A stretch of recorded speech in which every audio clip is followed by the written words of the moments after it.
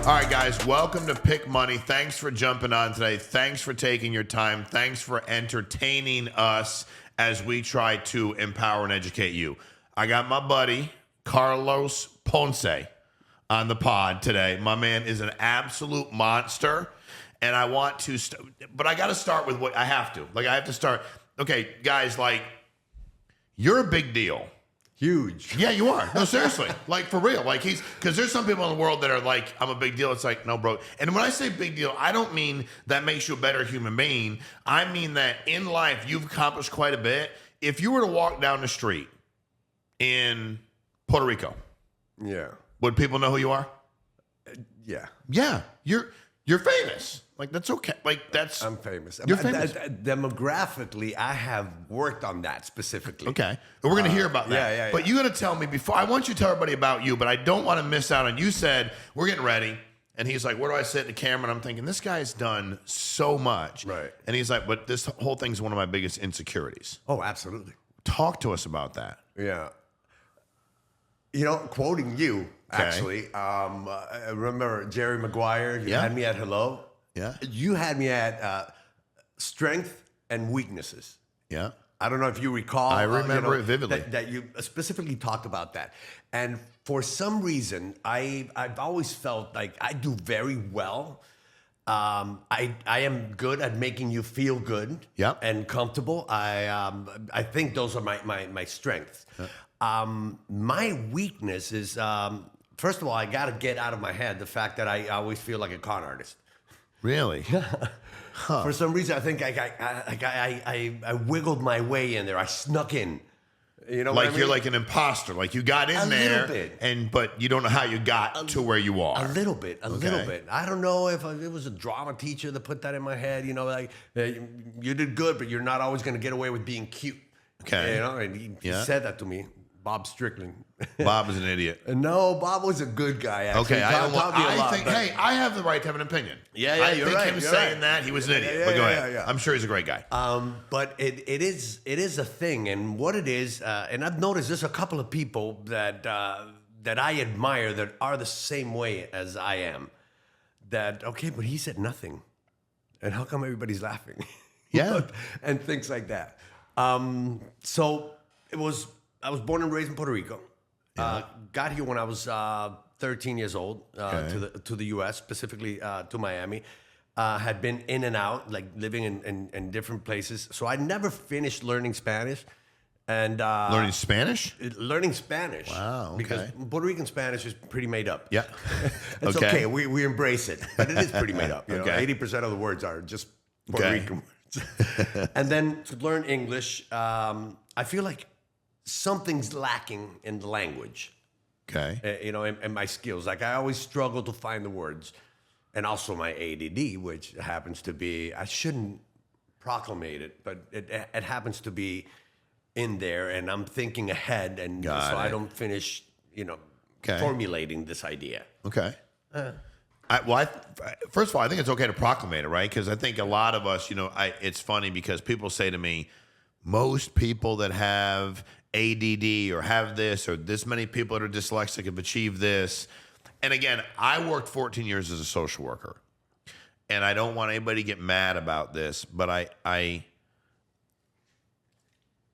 don't know that ADD and ADHD, I don't know that it's anything other than me. I'm hyperactive I'm excited by nature. Now, I think you'd have to cut somebody's head open and analyze their brain to say if they were and they couldn't be alive. So how you can tell people that are alive that they have this is very interesting to me. Right. And I think a lot of us, when we were raised, and also environmental, right? When you're moving from place to place and trying to figure stuff out, sometimes the only person you got is you. We have to be more hyperactive, more hyper-vigilant. We have to be more outgoing to do that. But I want you to walk us through, because this is such an amazing story. So you come here at a young age, go to Miami. Right. Walk us through how you begin this career. Was anybody in your family, were they entertainers? Were they where did that talent? Yeah. Okay. There's talent in my family, without a doubt. I have a sister who released an album before I released mine. Got it. She's a singer-songwriter, very beautiful. Decided, to take a different route with her life. My parents too. My mom, my dad's a photographer. My mom is just talented all around. I think there's a lot of her in all of us. Okay. Her children. Pursuing a public career, I guess I'm the first one who kind of did it. How did that happen? I don't even know. I do That's remember. what's beautiful. No, but he's right. Like I don't really know. Yeah, like I don't. I was, I remember in Puerto Rico, singing, with the family. I get to Miami. I start get into these electives, drama and music and wood shop and everything that we weren't offered in Puerto Rico in school, and I started having a lot of fun actually going to school. I wanted to be a singer mostly, and then I won this competition. They called it Southeastern Theater Conference or something like that. The teacher, Strickland, same one, decided to put me and another girl as punishment to the people that weren't doing a good job a week before we went to competition. And we won a whole bunch of stuff. he put you in because they weren't doing their job. After a month of rehearsing with... That's good, Strickland. First thing, but I like that a lot. That's good. You got to perform. I remember she's very successful now, also a self-made millionaire. Nice. I'm not a millionaire because I've thrown all my money away, but it doesn't matter. So I decided, okay, so acting too. I was in choir. So that was basically it. From then on, I started pursuing an acting career. Got it. What was your first big role, if you will, where you were like, man, this is bigger than I thought it would be? Well, I shot a pilot for Univision, for the Spanish channel in Miami, and it took about a year and a half of me, in school. They called us back and said, "Hey, we're going to do it," but it wasn't acting or singing; it was hosting an MTV type magazine. Do you remember those MTV shows? I vividly remember them, dude. I'm old enough to remember all that. Whatever. It was fantastic. It's a lot of fun, and I met everybody and their mothers. It was the only place in Spanish in America that any artist could promote. Really? There was nothing. It was the first time they had a venue. So I'm talking about Selena and Ricky Martin and all the anybody big, you could imagine. huge. Went through my show. Really? Gave me a lot of recognition and leverage, and then I started pursuing other things in different markets. And you've been doing that for how many years now? 30 plus, 32 or 33 years. So I got to meet you through a guy named Juan Franco, super outstanding guy. And Juan reached out to me, and Juan is very funny. I like Juan. He's a funny dude. He's a great human being. And he also is one of the only people when I'm around them, I don't have to think about what he's thinking. If it gets here, it goes here. And he says it to me, 100% time to me. I don't know how he is with everybody else, but with me, 100% time. And he's like, you need to meet this guy. And I'm like, sure, I'll meet anyone, we know. And I said, why are you so excited? And he said, it's funny you said about your strength. He's like, you will feel better after meeting him. And that was a very unique thing to say. That's very kind. Well, it's true, too, because, and I think for me, and in full transparency, we talked a lot on this pod, Pick Money, about, finding things to monetize. Can you monetize your giftedness? Like my greatest gift I learned a while back was coachability. If you tell me, if you're doing it, now I can't sing, so you can coach me all you want. My voice is atrocious. But your voice, your speaking voice, fine. Very unique. That's unique. But it's resonant, and you're going to get your point across. You get your point across. And if I sing, you will throw up in your own mouth because it's literally that. And I actually want to be a better, like literally as I start singing along, I'm like, dude, I know I sound like them, and you're like, no, you don't, like, right. But it's funny because we were talking, and Juan works with me in the life insurance company I built. Right. And we start talking. I said, well, what are they looking to do? Him and his sister, like, what are they looking to do? And he said, educate people, help people, empower people, have another business. So you have this, and again, when you left, I called, I have a bunch of guys I know in Puerto Rico. So I was like, I want to see how, I'm like, I knew you were telling the truth. Oh my God. They're like, he was at your house? And I'm like, yeah, he was at my house. They're like, your house? I'm like, yeah, dude, I've already said my house twice now. He was at my home. They're like, he's awesome. He's this, he's that's that. cool. It's really cool. You know what I mean? They're just great guys. And they're like, oh my God, everybody knows him, blah, blah, blah. Why was he at your house? I'm like, so we were talking. Walk us through, because I think what excited me the most when I got into life insurance was I was in Connecticut at the time, and I was getting in front of people that nobody was getting in front of. Right. In Connecticut is probably not unlike a lot of other states. There were different pockets. If you went to Manchester or to Berlin or here, you're like, okay, this has got a bigger Russian population. Right. And what I didn't realize, and this has got a bigger Serbian population. This one's got, and I didn't realize how many people, my ignorance, how many people English wasn't their first language. Because now I'm dealing with a lot of older folks regarding insurance, and I'm like, they don't speak any English. Right. And I don't speak the language they speak. And then what blew me away is how many people in the state spoke only Spanish. Right.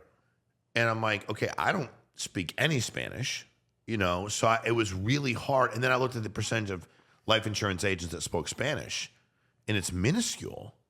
Right. And I'm like, how is this population growing immensely in America? And yet the life insurance agent population doesn't, like, if you run the numbers, there's not a lot of, matter of fact, the majority of them are probably in Southern Florida, to be honest with you. There you go.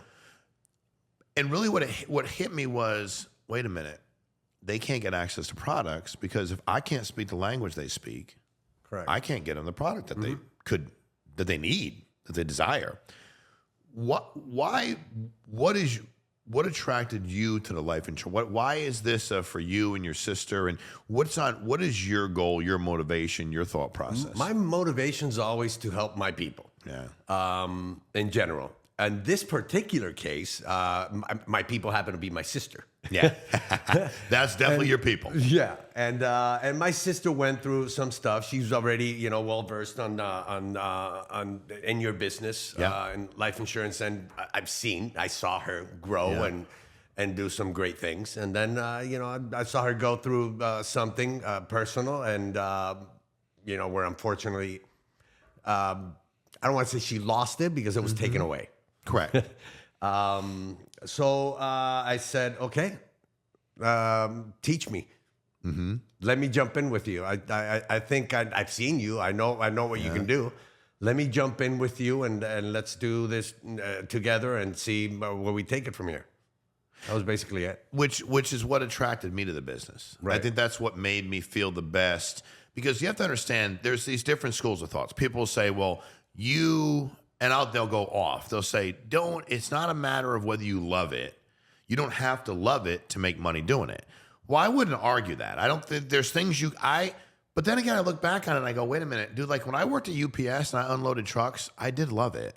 Right. I took everything. When I worked at McDonald's, I was 15 years old. Yeah. I loved that I had a job. I loved that I could learn how to handle a grill, work the register, put the damn headphones on, talk to you. I learned a lot about myself when I was young. I was never good with, that's why I didn't stay at McDonald's after a while, because you'd scream at me about your cheeseburger. And I'm like, you scream at me one more time, I'm going to come out that drive-through window, pull you through your windshield, do it, and harm you. Because I just wasn't, but I just was like that. I'm not, but then again, that was my own history. Yeah. I didn't want to be talked to that way. No. I had grown up.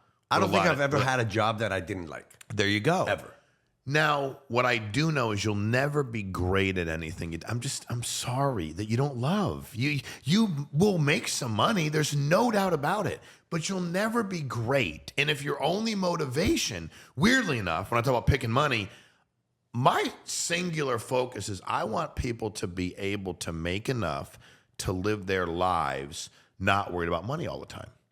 I want them to be able to give it away if they want to. Want them to enjoy they can't take it with them, right? Whatever your thought process is. But when I found life insurance, I was excited to help people. I was already a social worker. Yeah. That's what I was doing, working with abused, neglected children. And quite honestly, I was to a point at 36 where I thought this is probably 2 weeks before I quit, I would still go out in the field because I love going in the field. Like, that's why I like life insurance. I love selling life insurance. You love running the company. I enjoy it. I do, but I don't enjoy it as much as I enjoy working with a client. And I went to this guy's apartment because they had just had a kid. And the mother that gave birth had sexually assaulted her previous son.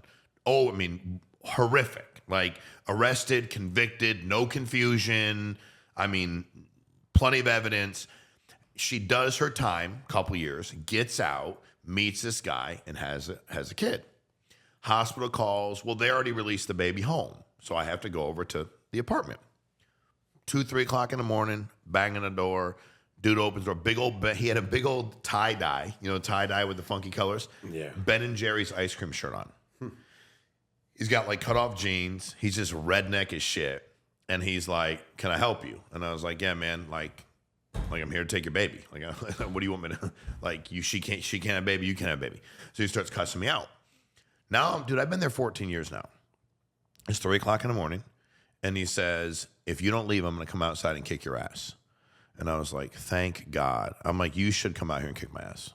I think you should." So I put my little bag down, Awesome. Walk outside. I'm like, "Dude, like, go ahead." And this is not the world we live in. There's not video cameras everywhere. State trooper pulls up as he's walking out, and the guy's cocked. He says, "You all good?" And I knew him through work, and I go, "Yeah, he's going to assault me." And he's like, "Oh, I'm going to watch." He's cool as hell. And again, no body cam for him either. Nobody's on any cam. Yeah. And so I'm just like waiting for this big old mother effort, And he's so drunk, he like swings at me and falls down. Cop arrests him, the whole deal. But I remember saying to myself, this isn't good. I'm so jaded at this point in time that if that cop hadn't pulled up, even if the guy hit the ground, I might just would have started kicking him in the head. You know what I mean? And that's an awful, like, I just... You would have made a bad decision. I would have made a bad decision. I want that kid to be okay. All I could think about was the previous kid. But I was to a point where I realized I wasn't making a difference. It wasn't that idiot. It wasn't that woman who sexually assaulted a kid. I wouldn't want to be around either one of them. But it was that I've been doing this 50, 60, 80 hours a week for 14 years, and people keep abusing and neglecting their children. Yeah. And I don't know what I thought was... So that's why I got into life insurance. You wanted something massive. Yeah. If I may. Yeah, I did. Okay. I wanted to make a massive impact. Ambition. And when I saw the life insurance opportunity, I knew I'd make some money, but I was like, dude, this is unbelievable. Now, your sister, because she's had a lot of success, and she's going to have a ton of success in this business, and I love you doing what you're supposed to as a brother. I hope my son does the same thing with his sister as they grow up. But talk to us, what for you, like, what are you looking for? Like, you know so much about what you do, but you're so open to being taught, which is absolutely. also unusual. Yeah. Like, how old are you, if you don't mind me asking? 52. And he looks 30. So you can do that when people are like, when they're older and they look bad, you should never ask. So a guy asked me today, "Why you ask my age?" I said, "You don't look bad." But if they look really old, that's kind of insulting. Like, if you look damn, you don't age. Okay? So you look 52 years old, had a lot of success. Why are you still coachable? Because you are. I am, first of all, I thrive in learning. A day where I don't learn something, I feel sad. This has been a lonely day. But I think one of the... hold on, I'm trying to gather my thoughts here. Repeat the question. That's how I roll. I love that, by the way. What I'm trying to figure out is...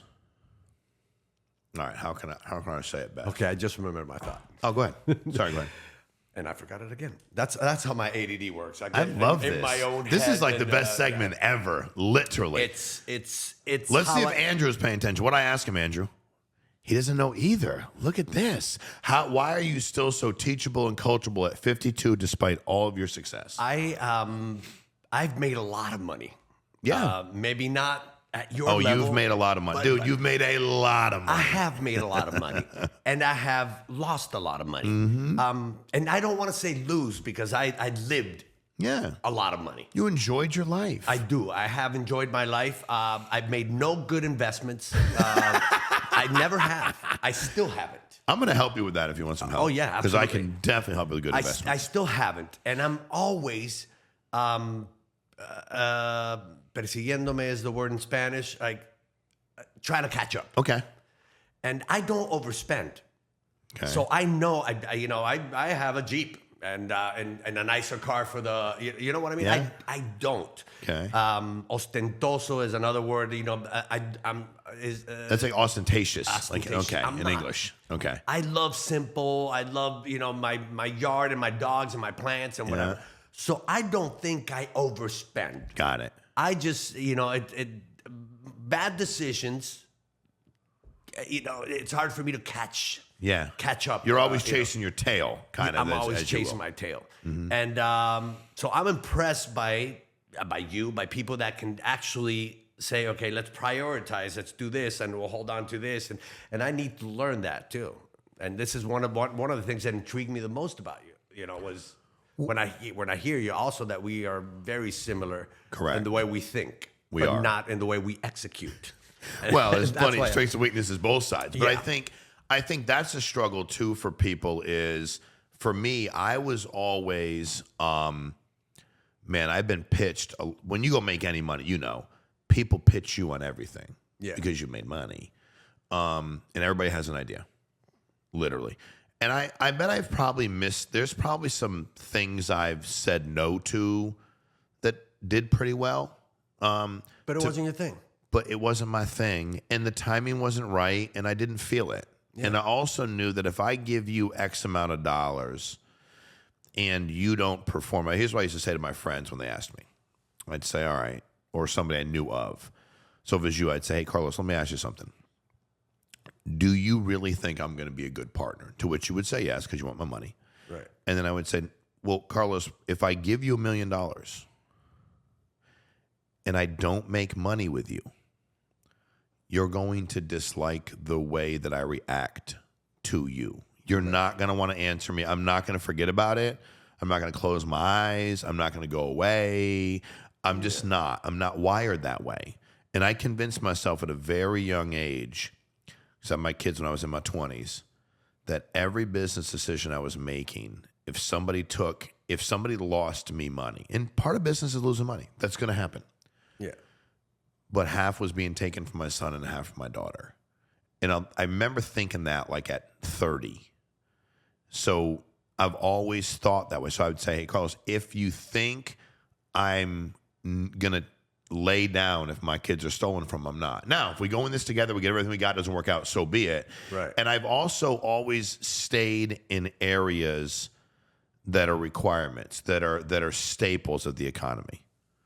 Real estate's never failed me, ever.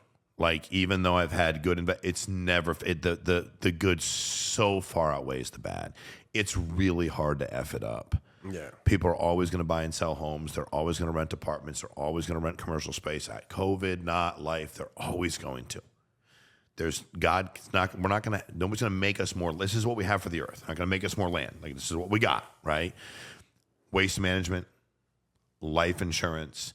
Waste management. Because I'm like, everybody throws shit out. Now, that industry is interesting because what I learned about that industry was, what I knew about real estate is nobody really controlled my distribution, if you will. Meaning, we all could get a license. We could all go sell, buy, accumulate land. There were so many ways to do it. My short-sightedness in waste management was, that's the only business I opened because I was angry. So I opened it because I was angry. I was managing my properties, thousands of properties, and my dumpster bill every month was like $100,000 and some odd a month for just renting dumpsters, doing rehab on buildings, people moving in and out. And I contacted the company I used and said, I want a discount. And you discount my bill by 25%. I'm your biggest account. And to which they said, respectfully, F off. So out of anger, I went out in 2-week period of time and bought 100 dumpsters, ordered them out of New Jersey, bought myself 4 trucks. First one we picked up in Texas didn't even make it back. It broke down like somewhere. We left it. Right. We're like, dude, we'll sell it for nothing. And before you knew it, dude, we were moving. The problem was, as I got big, that company and the other 2, they owned all of the landfills except for one. So it was what they called the Preston incinerator. I could bring my trash there for a very discounted rate per ton. We were killing it. But they owned that company? No, that was the only independent one. These other 3 companies owned them all. Anywhere you went. And you also don't want to drive 2 hours. These trucks are expensive, the fuel, the insurance. I'm like 2 months into it. And I'm like, they're idiots. They thought they had me. I got this place. Yeah, it's not open. There's a day a week they're closed. We'll figure it out. We're cool. That thing burnt to the ground. Really? My buddy's like, you think they burned to the ground? I was like, dude, I'm not a big conspiracy theorist, but I think they burned to the ground. Because that industry is like watching the movie Goodfellas. Right. And they don't know that, like, the mafia is not, like, if the mafia was alive and well, Sammy the Bull wouldn't be walking the streets. So, like, but there's still plenty of organized crime, I'm sure. And in that instance, I was short-sighted because I opened that business I didn't do my due diligence. Right. From a life insurance standpoint, what do you think? Let's take Spanish-speaking people. Right. Let's take them all over the country, not just that are primarily speaking Spanish, don't feel good enough about their English. And if somebody like me calls them and starts talking to them and I don't speak Spanish, they're going to just literally say no because we can't even communicate. What product, out of the ones you've seen and you've watched your sister, what product are you most excited about to put in place for folks like you said? I always like to say my people. Like, well, one of the things we need to understand, and I'm sure you know this very well, we are the strongest buying power 100% of the entire United States. Mm-hmm. I mean, the percentages of when we come together, the hardest thing is actually to cater because, it's the Latin market. It's not the Latin market. It's not the African American. It's not the Jewish. I can even tell you LGBT, easier market to target to than the Latinos because we are Puerto Ricans, Dominicans, Venezuelans, Mexicans, Argentinians, which I never understood. With a different culture. I never understood that. Yeah. It's hard for people to understand. And there's a lot of competition in there too. There is competition. So we don't come together. Yeah. And and that's one of the hardest things. The few things that we do come together music being one of them, and where we speak kind of the same language, that's where we're powerful. Why do you think there are so many, Puerto Rico, give you an example. The island is this big, 3 million plus. And what's Puerto Rican, the Puerto Rican names around the world? It's insane per capita. It doesn't exist. Yeah. It doesn't exist. We're bigger than anybody else in the world, and the island is this big. It's crazy. It is. I didn't realize that. Back to not changing the subject, which is what I do very commonly. The insurance, I think it's called the IUL, right? Index Universal Life. Index Universal Life. That, where you can be your own bank. First of all, I was intrigued because of me. Okay. Because this is where I've made the mistakes, and this is where I've stumbled. And then, okay, I'm going to try to fix it. Oh yeah, but now you got to pay all these interests, and that's the one that I think we need to explain further, and hopefully, get a lot of traffic. I know we will. Well, I think because you're almost like your own bank. Right? Yeah, I was introduced to an Index Universal Life the first year I was in insurance. I was 36 years old. And I read this book called Tax-Free Retirement, real short book, Patrick Kelly. And the reason I read it is I heard people talking about, being able to open your own policy, being able to overfund it, being able to borrow against it. Like you said, being your own bank, utilize the money, not waiting until I was 59 and a half. Like when I had my job at the state of Connecticut, I was 21. And I'll never forget they came in and they wanted me to contribute to a 401k. And I said, when can I utilize the money? And they said, without penalty at 59 and a half. I said, y'all know I'm 21, right? Right. So for 38 and a half years, I can't touch this without a significant penalty. So I immediately said no, like immediately. Right. But I was hearing everything about the policies, that I would have a death benefit for my kids, that I would earn my cash value, that some of the money would go to the death benefit, to the cost of insurance, and then the rest I could allocate and I could overfund it. And then when I took my money out in the future, I wasn't going to be taxed on it. I was like, okay, I don't. So I read this book, Tax Free Retirement. Great book. I suggest it. Super easy read, super great book. I've done my research. I don't know how to explain it as well as you, but there's also that one phantom part where I call it that. But even if you take the money, the money that stays there, the money stays there. Yeah. So yes and no. Right? Yeah. Well, let me here's the best way to explain it, so everybody understands it. And you go, well, this guy's going to be more technical. Cool. I'm just going to shoot you straight what you can get. Okay. I could go in there right now and pull out my statement. I'm 52. I took the policy out 16 years ago. I took 2 of them out on myself, where I overfund the heck out of them. And I do not have another investment that is done for me. I can't talk to everybody's policy, what they do, that is performed at that rate. Nothing. Now, why? Well, there's no downside market risk when the economy goes in the tank and the Dow's losing points and the Nasdaq and everything. The policy doesn't let you lose money. How come? Because the way they're structured, they have a floor on it. They have a guaranteed return. So they say my guaranteed rate will be 0. Even if my guaranteed rate, that'd be nice if my guy at Morgan Stanley was like, hey, dude, we don't know where it can get you, but your guaranteed result's going to be this no matter what. You'd sleep a lot better at night. You do. Because you wouldn't be like, oh my God, what happened during COVID? These are negative. It's man, because it's hard to catch up from this. So mine, it's just you can't beat me because I'm like, okay, but I never go below this floor of 0 or whatever the guaranteed interest rate is. So you have the ability where you look at the policy and say, okay. And I also am a big believer in life insurance. Term insurance is great, except it's good for a certain period of time. 15, 20, 25, 30 years. Now, there's return of premium products that will give your money back at the end of the term, but you may not be insurable.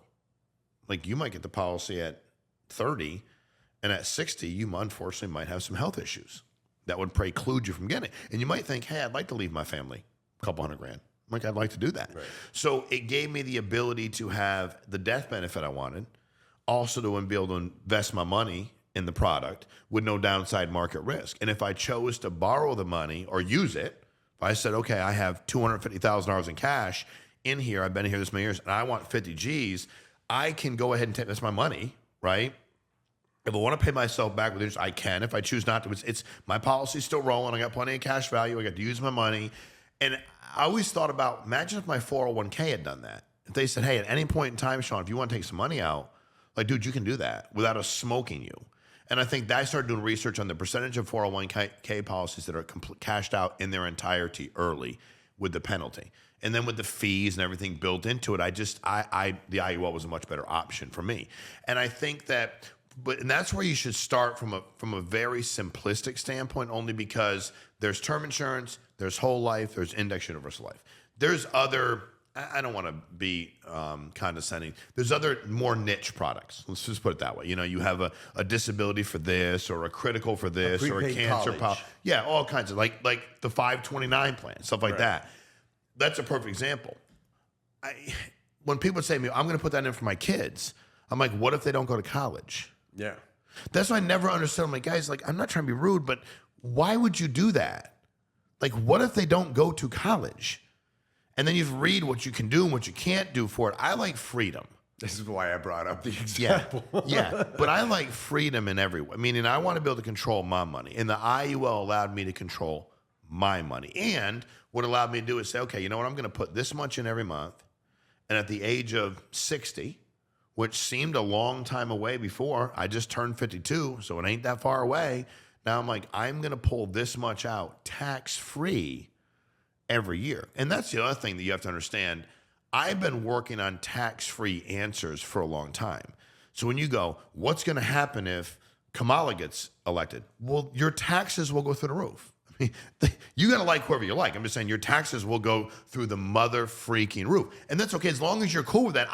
I'm not. And I'm not mad at anybody. I'm just not okay with it. So you're protecting it. What do I want to give the government for? They're idiots. Yeah. They're complete idiots. Well, I want to give my money to idiots. On either side, I'm going to give it to a bunch of people that sit around pontificate and don't do anything. 92% 2% of them have never done anything in life but be an elected official. They've never actually done anything ever. I trust me with my money more than them with my money. That's been my thing from day one. I don't like people get mad at this, that one. I like people when we have different opinions. I'm cool with all that. But you have to understand, those are things I can control, and also the way insurance is guaranteed. Find me policies that didn't pay out. Find me policies, because it's such a regulated industry, which is what I love about it, honestly. It sounds like I love regulation when it's done right. I don't like over-regulation, but I want regulation. The products have to be regulated. The sales portion has to be regulated. People have to do the right thing. Because my mother, and if we were from Georgia, I'd say God bless her heart. If you called my mother and said, Carrie, you just won $14 billion. Can you give us your social security number, bank account, and your PIN numbers? She'd be like, absolutely. Hold on a minute. She's a nice person, but she just would. And you know what? You want to know why she does that? Because she thinks people are all good. She's not dumb. She thinks that people's motives. She called me not too long ago. She's in CVS trying to get a gift card, sending some guy in some third world country. I'm like, what are you doing? Well, he says he's going to help me fix my phone. So what I love so much about life insurance is it is regulated. I do love putting products in place that make sense for people. I do love that you can have a set premium you pay every month. You see exactly what's going into your bank, your money, your account, what your cost of insurance is, how long the policy lasts. You see the non-guaranteed rate. They tell you it's non-guaranteed. And mine have superseded. Like mine have hit. It's been amazing. And I love that the way they're structured that way. They're really smart with their money too, because they want to make money. So they're very aggressive in what they can earn on your money, but also they can't lose you any money. So no matter what happens, now they take the loss. So it's like you going, hey, I'll do this for you, Sean. But if the market goes negative, that's not your hit, it's ours. I'm like, okay, I'm in. Your 401k don't do that. It goes negative, it's your money you lost. I remember a guy said to me one day, why are you so worried about that? Those are paper losses. I said, what are you talking about? Is a small broker at a smaller company I'm not going to name because I want to, but I'm not going to. You're not going to promote him. No, I'm not going to promote him. But I said, that's real money. Because if I need that money today, just because you're saying I used to have 800 grand and I'm looking at it saying I have 580, you're like, no, you really don't unless you cash it out. No, I don't have that money right now. And I don't know. What if I need it? My point is, like, don't be condescending. So the negativity of any market or of any investment is real. And it's funny because every investment I've made, I've asked myself, what's the worst thing that can happen? I know it sounds like a very basic question, but I go, what's the absolute worst thing that can happen? And if the worst thing that can happen is I get my money back, I'm in. And that's how I try to structure a lot of them. Okay, guys, I'll give you $1 million, no problem. No problem. But you're all going to guarantee me the money back. I'm going to leverage your house. I'm going to collateralize your house. I'm good. And if we don't make any money, I'm cool. But I'm getting my $1 million back. And then I see how serious y'all are. Because if you believe in it, like, let's go ahead and do it. But if it's I can lose everything, I just have done really well by not having these. Because I'm always here. Make money, cool. Didn't make any, cool. Made money, cool. But I've done that literally one time in my life. I made one business decision. Real estate, cumulatively, I build 12 houses. I make 50 grand in this one. I make 200 bucks in this one. I lose 8 grand in this one. I make 400 grand in this one. My project, I still made money. Like, there's always bumps in the road. But the IUL, to me, that was my thought process. Right. I'm not going to lose any money. I get to be in the market with no downside market risk. And that's what I would tell people when they would go to buy it. They'd go, well, can I lose money? I'm like, I have an insurance license, not a securities license. I'm not licensed to lose your money. And I don't mean to be funny, guys. I can't put you in a variable product. I don't have the license to sell the product. I couldn't sell you something that could lose money. I can't, which I kind of like that part about what I do. Because I don't also, gambling with my own money I'm okay with. Like if I go to the casino, I want to gamble, it's my money. But I don't want to gamble with yours. And even with my broker. As you shouldn't. No, but they do it every day. Yeah. And they make, and again, my guys, I think for the most part, they're probably all pretty good men and women, but they're going to bed at night hoping nothing happens in the world that's tragic because they're managing your money. That's why I hedge. Like every time I've gotten paid or sold a company, I take a very good part of my money and put it in tax-free municipal bonds. I'm like, we're gonna go right over here. I'm gonna manage my risk immensely. It's tax-free when I get paid. I love tax-free. And also, I realized a long time ago that the government's going to continue. They're going to continue. I mean, dude, they run it like a bunch of meth addicted psychopaths. They spend money like they don't give a flying F. Yeah. So I'm like, dude, eventually we're going to have to pay the piper. Eventually we're going to have to pay this debt down. Eventually we're going to have to. And how do they get it? That train from LA to Vegas. Yes.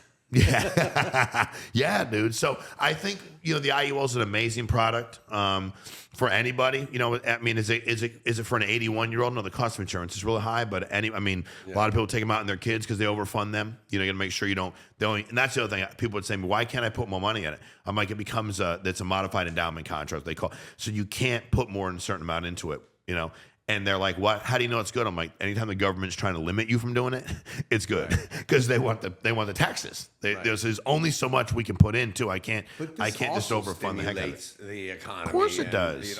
Sometimes it's not just let's tax them. It's Yeah. let's let them grow. Let's let them build businesses, and then they're going to pay more taxes. Yeah, I wish that's how they. Yeah, I know. Sometimes that's how they should see it. That's how we should scale it. Yeah. But a lot of times the answer is we got to go get the money. So that is where I think there's a huge opportunity, and also the stability of the product. I think that's the other thing that is. It's a nice peace of mind to put X amount of dollars away a month. Know you're funding your own retirement. You're putting up your own money to be able to utilize if you need it, and also you have a death benefit for your family.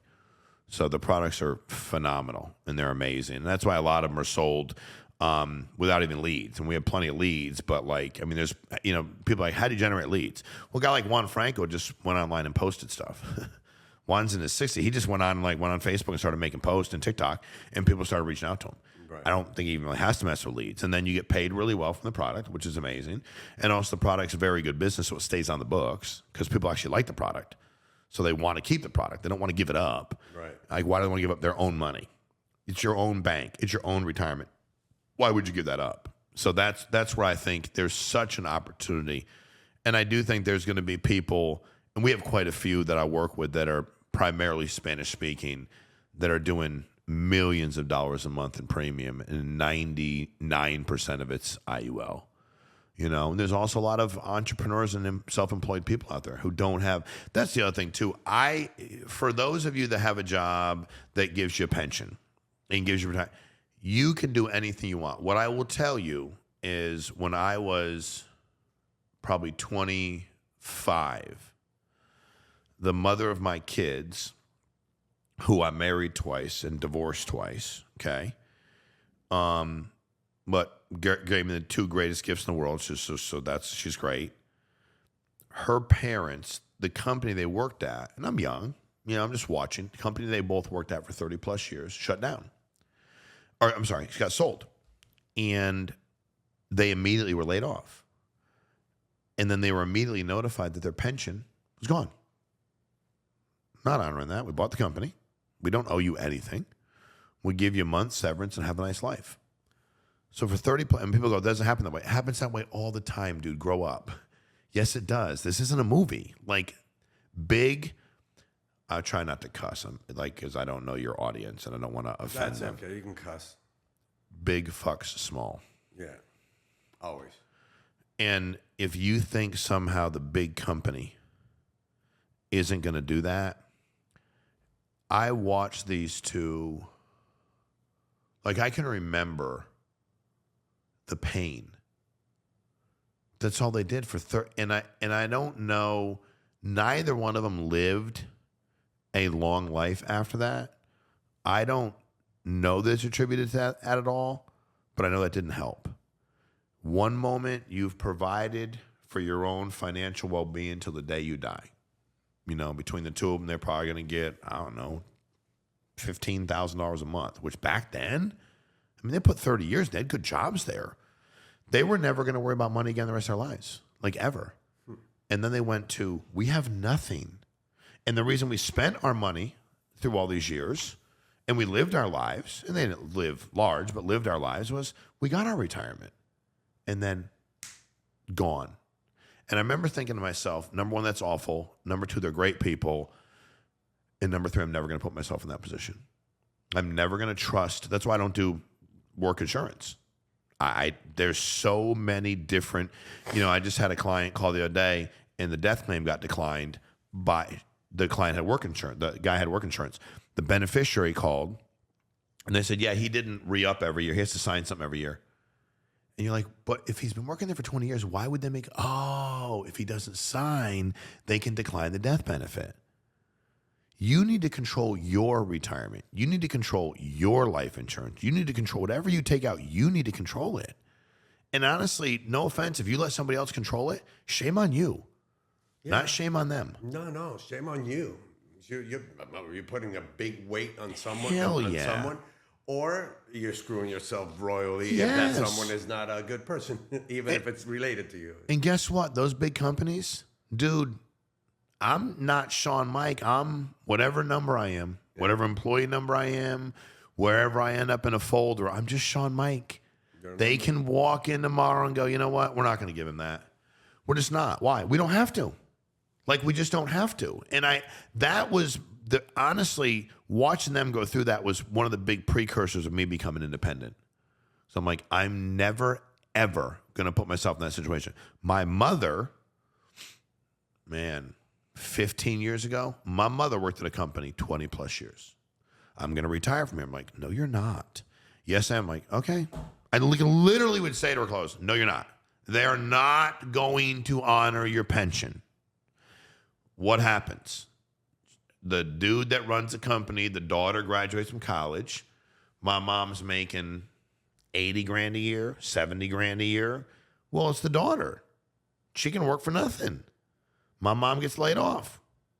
She got 1 week severance, 20 plus years. Here's your 1 week of pay. Have a nice life. Now, thank God she's got me, but what if she didn't? And dude, it's just, there's so many. And you got one life to live too. It can't depend on other people. You can't. You gotta, no. No doubt about it. So I love what you're trying to do, and I know what you're going to do, and I know how big it's going to get. And I think the other thing, Carlos, what excited me was the ability to 70+% of the people in America state they're living check to check. I read that just literally 48 hours ago. Well, I pretty much live check to check. Check to check. Although my check is a huge check here, and then I'll go 6 months. Gone, correct. Just royalties and stuff, but it doesn't pay the bills. Correct. Check to check. It is check to check. And when I got my life insurance license, people say, why did you build a business? Kind of like where you were at. Dude, I just saw my friends hurting. I never was like, oh my God, if I hire 12 people, then I'll make an override and a bonus and a renewal. And I'm not saying there's anything wrong with that thought. Mine was like, yo, Mike, you broke, right? He's like, yeah, dude, I'm killing myself, dude. 2 kids, wife, trying to get by, dude. What's up? I'm like, yo, I got this life insurance thing. They're like, do you get paid? I'm like, yeah, dude, I just got paid $7 grand yesterday. They're like, for real? I'm like, yeah, look at my phone. I just got paid $7,000. They're like, I can do it. I'm like, yeah, dude, anybody can just get your life insurance license. That's why I built my business, is the ability, because there's something about people that you introduce to something having a result. And that's what that's what you'll do anyway, because people reach out to you. Yeah. And dude, I can't explain to you. I was listening to a call the other day with these guys talking, and I recruited them a year ago. And just listen to them talk about their lives now. We were just trying to pay our bills, and we just got out of college and didn't know what to do. And they're like, now we're making, $200 grand a year. And I did this for my mom, and I just moved over here, and I have health insurance. I don't sound stupid, but I have health insurance. And the thing that's messed me up the most is the people that have said, the ones that have been working with me longer, I was never going to have kids because I was raised so broke. I would never, I never thought financial. And now that I got worked with you, got life insurance license, make money, I decided to have children. So it's dude, there are kids in this world because you found life insurance. And it was a second job for them, and it became a primary income. So to me, I've always had a part-time job with my full-time job. It's like you've always had multiple things you were doing. I always have too. I've never been like, here's my job Monday through Friday, have a nice life, sit around the weekends, hang out. I'm not wired that way. Yeah. So life insurance to me has been the greatest part-time or full-time. It's a great part-time income. It's a great full-time income. It's a great sideline income. Like when you're an entrepreneur and everybody in the world's going to die. So you literally have a product that it's the only product you'll ever sell that the person buying it is guaranteed to use as long as they keep paying it. There's nothing else you can ever. So you could sell gym memberships. You could sell. I mean, maybe you could say phones. I guess everybody uses it on something, but there's very few things you're like when you buy. You might use the phone for 2 days. It might break. The life insurance policy is something, and it's also the most selfless thing to buy because when it kicks in and there's a benefit, you won't be here. Right. So it's pretty amazing to see people do things for others. Yeah. That's what I love about it too. I do too. Yeah, it's one of my favorite things. We're excited to have no you, dude. Ego, bro. No I know ego. that. Trust me, I believe you. Are you going to sing at our event? Am I going to sing? Yes. Will you? I'm going to put them on the spot now. We have October 21st. There is a conference in Palm Beach. Are you around October 21st? Are you going to be there? I'm definitely going to be there. Will you be there with me? I'm around October 21st. Will you be there? You not can't I will commit travel to it. back from where I'm at. Really? I'm in Panama, but I will travel back. Are you sure? I'm sure. Dude, that's unbelievable. We're gonna get him to perform, and we have a I can't perform. I need to get. Well, dude, I don't have a band ready for that. Dude, but I'll get you a band. We can definitely. Well, here's what we're gonna have. We have this event, and then we have another group, and it's purely Spanish speaking. There you go. Like, and what's funny? Remember when last year? Dude, we had a group of 6,000 people in the regular conference. When I say conference, the other one was just purely Spanish speaking. And that one was in English. And then I went upstairs to where they're holding the Spanish speaking event.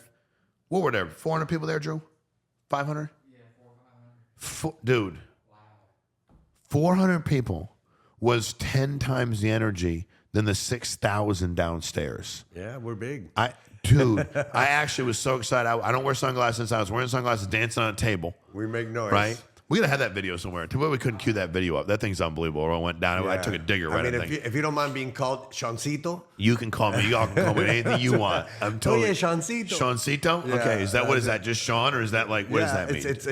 It's everything's. I'm Carlitos. You know, Okay. Everything's So Seancito. diminutivo. You're gonna be Seancito. Yeah. So I can come in and introduce myself as Seancito. Yeah. Okay. Awesome. You'll be there. I'll be there. What is one thing you want? You have an amazing audience. Let me tell you who you're talking to. We have a good percentage of folks that watch weekly are entrepreneurs or aspiring entrepreneurs, or people that are just like, I'm just trying to find a way. Because the thing about picking money is you got to pick the right opportunity. You got to pick something that matches your strength, right? Your giftedness.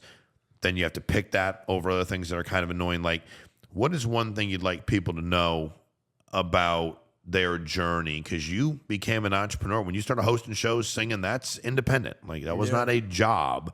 You were doing that, and you had people that you were working with, but it was your company. What's your best piece of advice to people that are starting to do something as an independent entrepreneur kind of person? It's really hard, in a country full of immigrants, but you got to find the passion in what you do.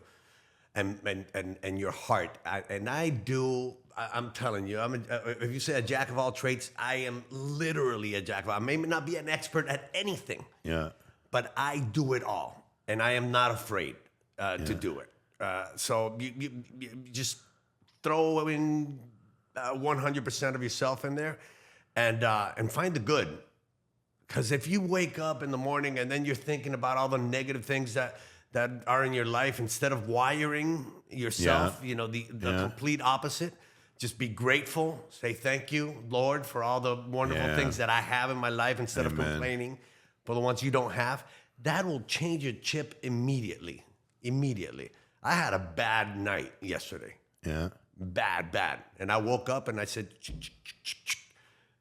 and was grateful, and I'm having a wonderful day. See how that works? Yeah. Well, you would never know you had a bad night. You made me feel better in just our time here together. Where do people find you if they want to find you? Instagram, TikTok. Where do they find you? I'm all over the place. What's Ponce Carlos at Ponce Carlos 1.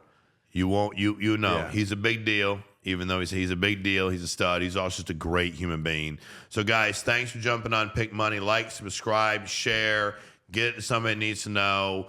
Talk about what you need to do. If you need anything from me, you can just DM us, send something to the page, find me on Instagram, do whatever you got to do. But we can't wait to talk to you again next week. So appreciate you. Thanks, man. Thank you. Appreciate Thanks you, for dude. lending me your audience. Thank you for being here, brother. Cheers, Appreciate you, man.